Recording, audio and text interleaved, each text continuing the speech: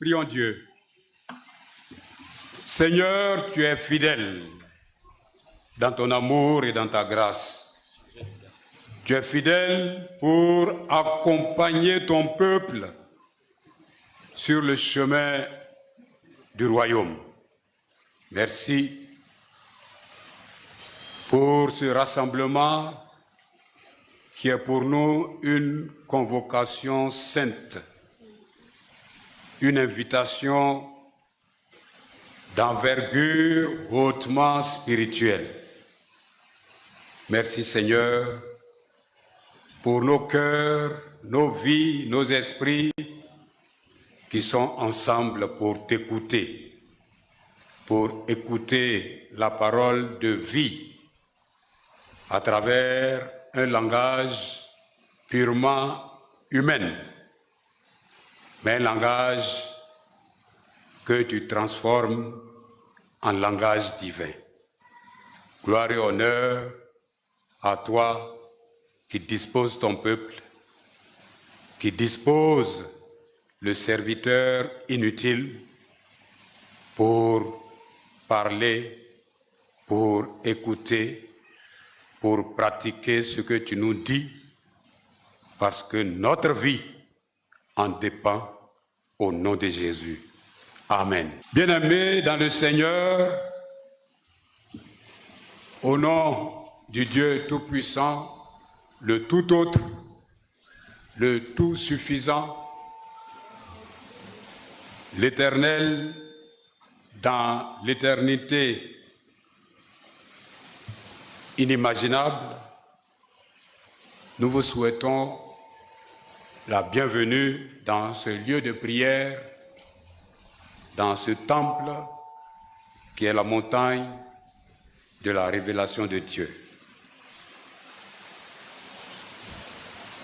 Le pouvoir de devenir enfant de Dieu, c'est le thème qui est indiqué par le lectionnaire des prédicateurs de l'Église méthodiste de Côte d'Ivoire 2025. Ce thème qui est la quintessence, le condensé très fort des 3 passages bibliques dont lecture a été faite ce jour, à savoir Ésaïe chapitre 51, versets 1 à 8, 1 Jean, c'est-à-dire la première épître de Jean au chapitre 2, du verset 28 au verset 3 du chapitre 3, et l'évangile de Jésus-Christ selon le témoignage de l'apôtre Jean au chapitre 1 du verset 6 à 13. Le pouvoir de devenir enfant de Dieu. Jean chapitre 1, verset 12 à 13. Mais à tous ceux qui l'ont reçu, à ceux qui croient en son nom, elle a donné le pouvoir de devenir enfants de Dieu, lesquels sont nés non du sang, ni de la volonté de la chair, ni de la volonté de l'homme, mais de Dieu. À tous ceux qui l'ont reçu, à ceux qui croient en son nom, elle a donné le pouvoir de devenir enfants de Dieu.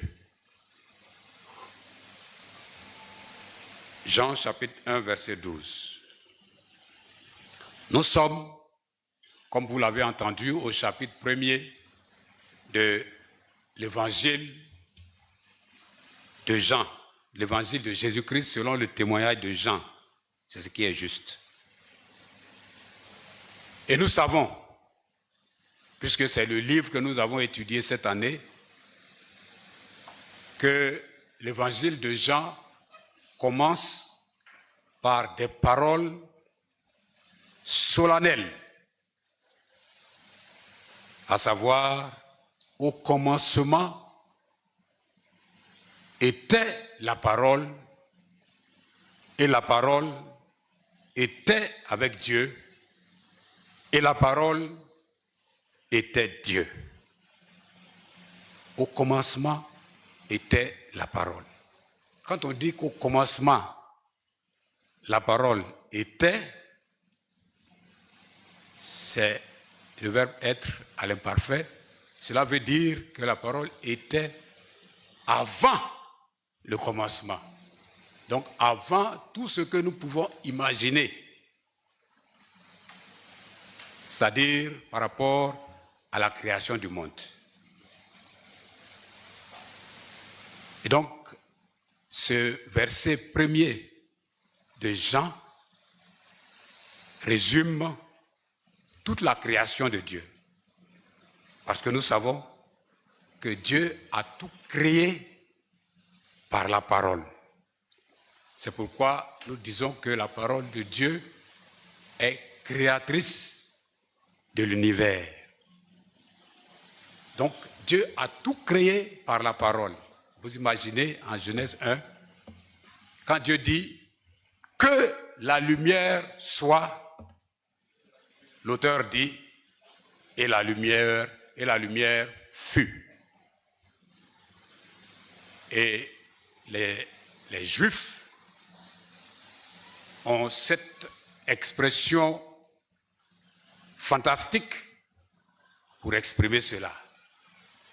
En hébreu, on dit Wayomer, c'est-à-dire dit Elohim. Donc, dit Dieu. Dieu dit. Wayomer Elohim Yehi Hor Vayehi Or. C'est-à-dire, Dieu dit que la lumière soit et la lumière fut. C'est important de le savoir et c'est toute cette création que Jean résume à travers ce premier verset. Au commencement était la parole. Pour dire, c'est la parole qui a tout créé. C'est par la parole que Dieu a tout créé. Alors, Jean n'a pas donc voulu écrire la naissance de Jésus avec tous les préparatifs que ça comporte, la naissance de Jean-Baptiste, l'enfance de Jésus, tous les trois évangiles, les trois premiers évangiles ont dit cela. Lui, il commence en résumant toute la création pour faire comprendre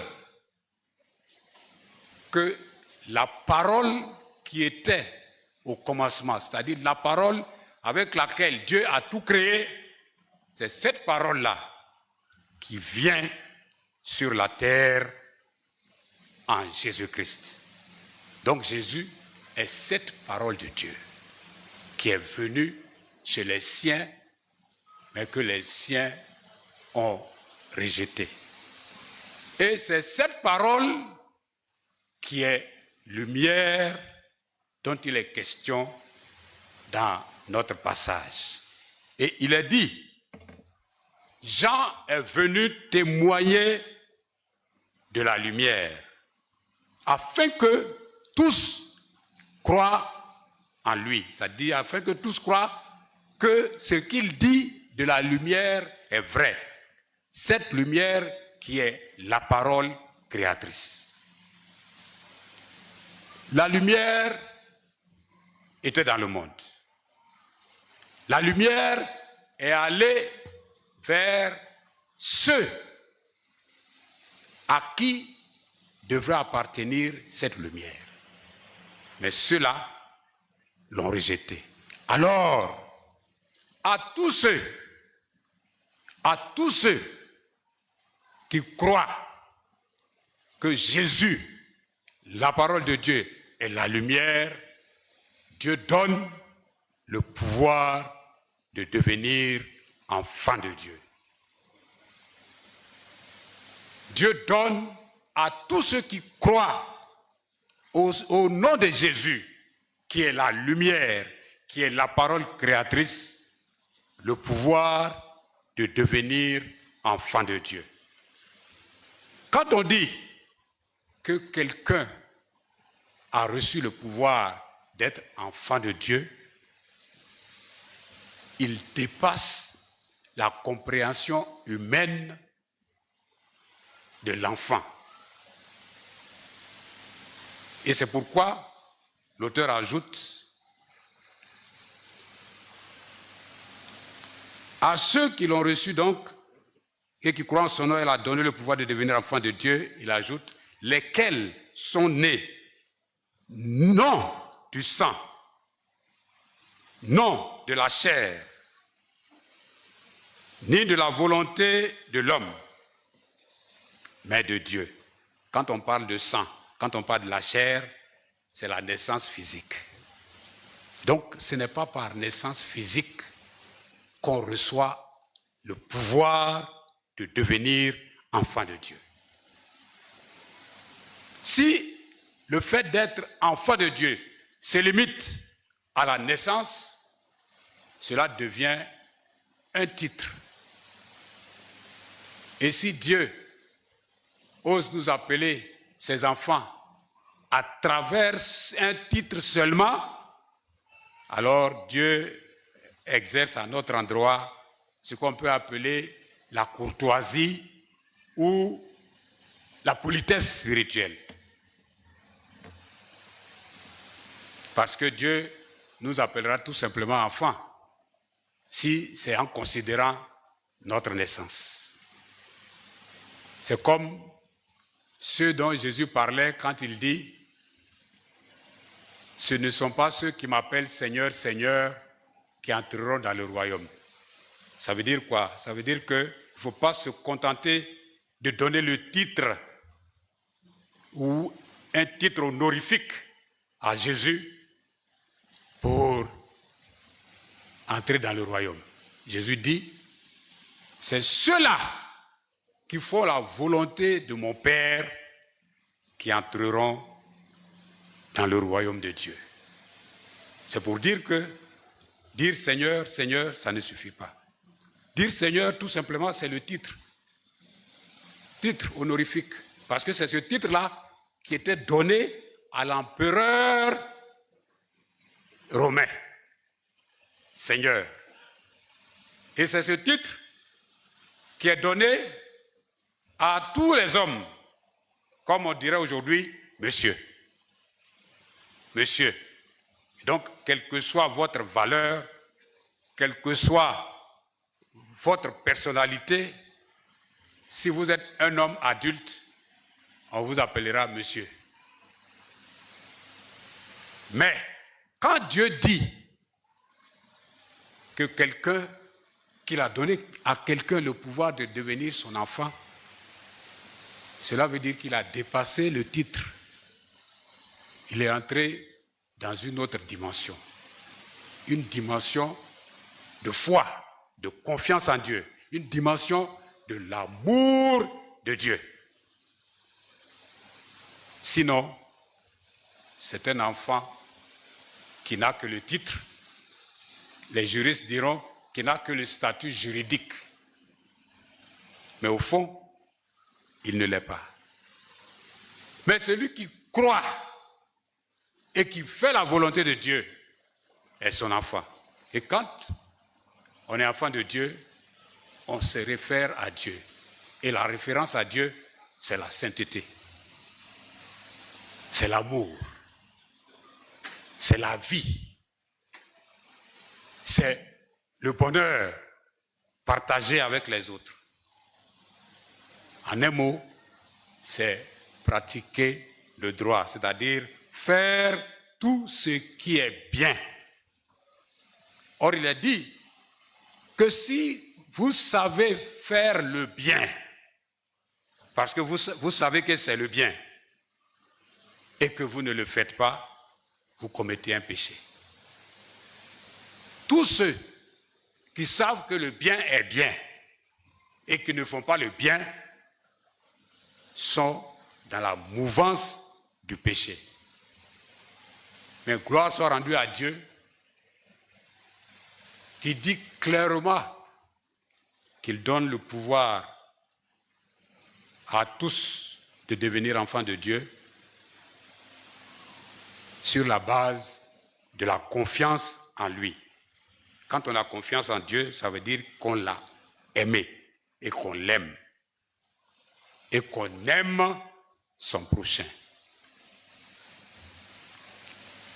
C'est pourquoi Dieu, quand il a vu qu'un peuple a l'oreille dure, qu'un peuple manifeste la raideur du cou, il a fait appel à tous les autres peuples. Et vous verrez avec Ésaïe qu'il y a des couches de la société qui ont été identifiées personnellement comme étant exclues du peuple d'Israël. Les étrangers et les eunuques. Les étrangers, et quand Israël parle d'étrangers, la référence, c'est les Ammonites et les Moabites. Parce que c'est eux qui, quand Israël est sorti d'Égypte, ne l'ont pas assisté, n'ont pas assisté ceux qui avaient faim pour leur donner à manger, n'ont pas assisté ceux qui avaient soif pour les abreuver. Dieu a dit, puisqu'il en est ainsi, vous êtes exclus de mon peuple. Et pour les eunuques, ce sont des gens, eux-mêmes ils se sont appelés dans le texte, des hommes secs. Et donc, ces deux catégories sont considérées comme les impurs, les pécheurs pour le peuple d'Israël. L'appel que Dieu lance à travers Ésaïe, c'est que même les proscrits, même ceux qui ont été rejetés, les étrangers et les eunuques, sont désormais appelés à être le peuple de Dieu sur la base de la foi. Sur la base de la foi. Ce ne sera donc plus sur la base de la naissance ou de la descendance d'Abraham, mais c'est sur la base de la foi. Et Dieu, à travers Ésaïe, dit quelque chose de très important par rapport à la foi. Parce que quand on a la foi, on la manifeste par l'adoration. Et l'adoration se fait le jour du sabbat. Parce que, comme Dieu l'a dit, comme le livre de la Genèse le dit, Dieu a travaillé 6 jours et s'est reposé le 7e jour. Et ce jour-là est consacré, est sanctifié pour l'adoration. Et Dieu tient à cela tant que important de l'alliance avec son peuple. C'est pourquoi Dieu dit quelque chose que nous trouverons peut-être grave, mais c'est pour dire que ce Dieu qui est amour de part en part, c'est redoutable. Il dit en Exode 31, comme rappel, vous observerez à partir du verset 14, à partir du verset 13, l'Éternel parla à Moïse et dit, parle aux enfants d'Israël et dis-leur, vous ne manquerez pas d'observer mes sabbats, car ce sera entre moi et vous et parmi vos descendants un signe auquel on connaîtra que je suis l'Éternel qui vous sanctifie. Un signe auquel on connaîtra que je suis l'Éternel qui vous sanctifie. Vous observerez le sabbat, car il sera pour vous une chose sainte. Celui qui le profanera sera puni de mort. Celui qui fera quelque ouvrage ce jour-là sera retranché du milieu de son peuple. On observera 6 jours. Mais le 7e jour est le sabbat, le jour du repos consacré à l'Éternel. Celui qui fera quelque ouvrage le jour du sabbat sera puni de mort. Et c'est justement à ce niveau que je vais demander à la chorale de reprendre le cantique numéro 40, qui est significatif de l'adoration. Dieu vient dans sa gloire.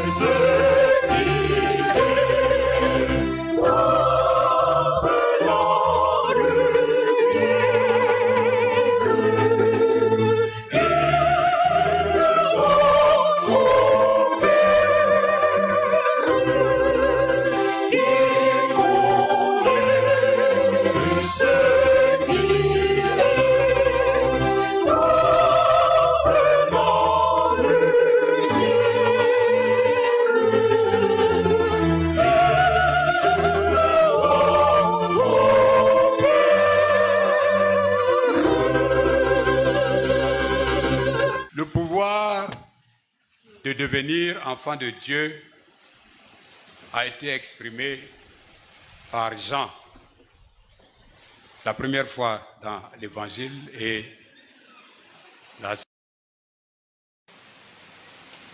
ses épîtres.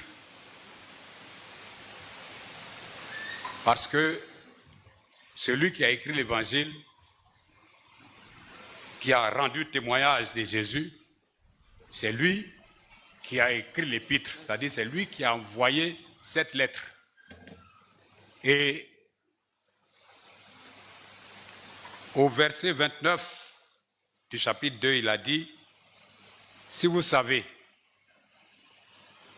qu'il est juste, c'est-à-dire il veut parler de Jésus, reconnaissez que quiconque pratique la justice est né de lui. » Et au verset 1er du chapitre 3, voyez quel amour le Père nous a témoigné pour que nous soyons appelés enfants de Dieu. Et nous le sommes. Quel amour le Père nous a témoigné en tant qu'enfants de Dieu. Et nous le sommes. Pour dire que ce n'est pas seulement le titre, c'est la qualité. Il y a le titre, mais la qualité dépasse le titre. Le titre donne la qualité, parce que la qualité a du mérite. Et le mérite premier, c'est la foi. La foi accompagnée de l'amour de Dieu et de l'amour du prochain. Donc, être enfant de Dieu, ce n'est pas une étiquette vide. C'est une qualité exceptionnelle, transformatrice. C'est ceux qui sont nés intérieurement, spirituellement, ce que Jean appelle être né de nouveau. Ceux qui sont nés intérieurement et spirituellement, Ceux qui sont transformés, c'est eux qui sont dignes d'être appelés enfants de Dieu. Parce que leur appellation ne se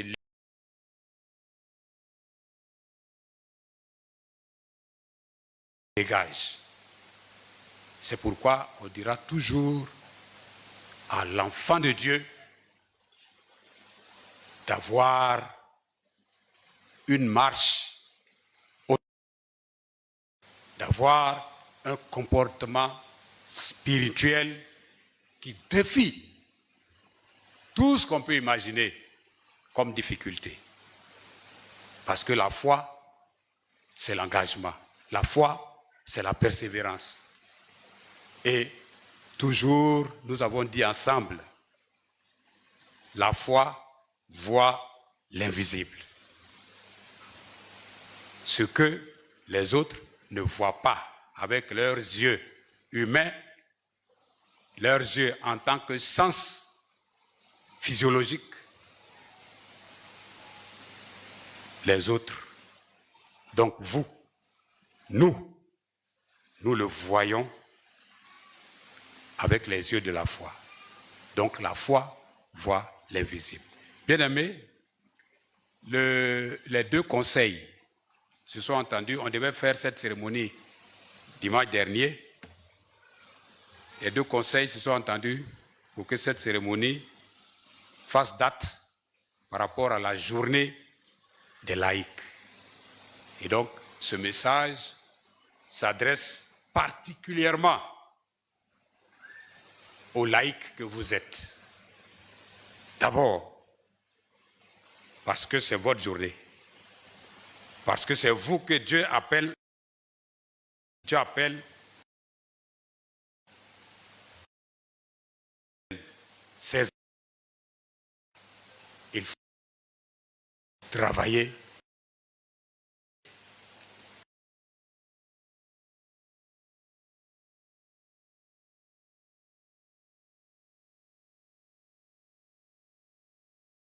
C'est celui pour qui, par amour, il a fait mourir son fils. Donc, Dieu, par amour, fait mourir son fils pour son enfant. Dieu fait le sacrifice extrême pour son enfant. Ça doit être bien clair pour nous chrétiens et ça doit travailler en nous. Dieu, en nous appelant enfants, a fait le sacrifice de l'amour. Le sacrifice de l'amour, c'est la croix. La croix, c'est les souffrances de tout genre.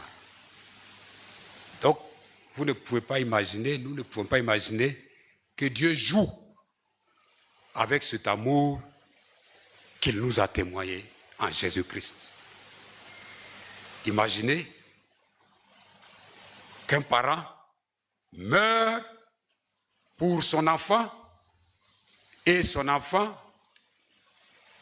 le renie. Imaginez ce que ça peut faire.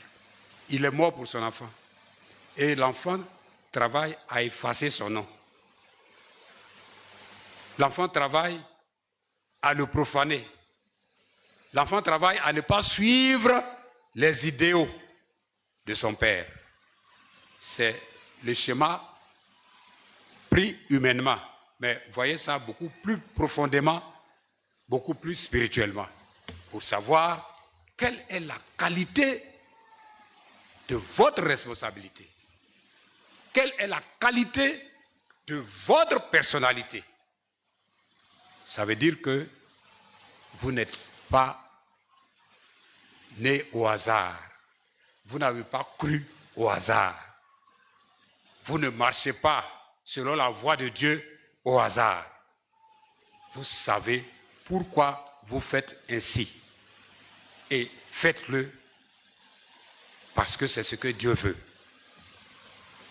Et ce que Dieu veut, c'est votre sanctification.